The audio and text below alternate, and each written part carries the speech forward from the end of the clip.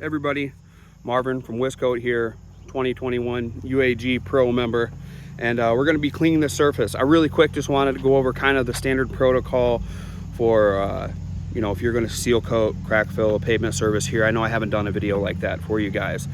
So, you know, standard process is you will, some people edge and then some people trim using a weed eater. You know, we just have a stick one. We have a steel one that we've used for a long time, and we really like it. So we'll get these edges back, and then any dirt, like you can see here, some residual dirt along the edges, any dirt that may be in the low spots, we use a steel broom, and then we'll take that steel broom and get a blower, whether it's a backpack blower, a push blower, or something like that. So this is our steel broom.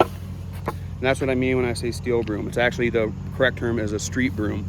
And the poly brooms are great, but they don't get all the dirt up. You have to get dirt up if you're going to be using an asphalt emulsion sealer, which is what we use. So you clean that surface, then you use those blowers, backpack blower, push blower, anything like that, and blow the whole area free and clear. Now by that time you should be having a crack filler heated up if you're using a hot rubberized crack filler.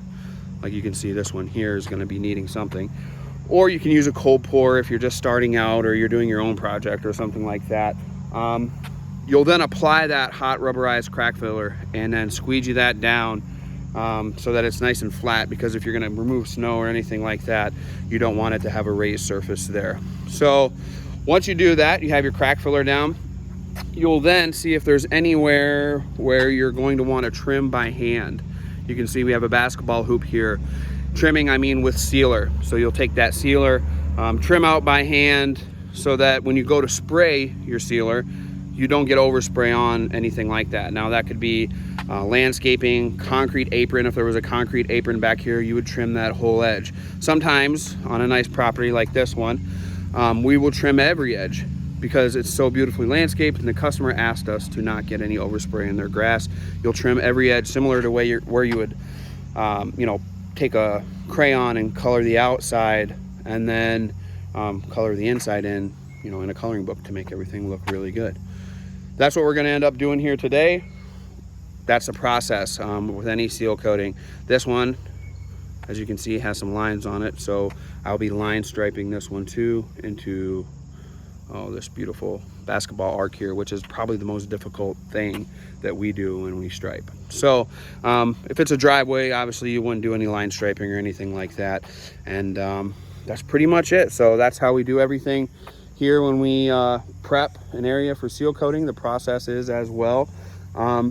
Hopefully here coming up, I will be making some videos on the actual individual process, each individual process within that larger process. So thanks very much. You can find this video on echomeansbusiness.com, which I hope you did.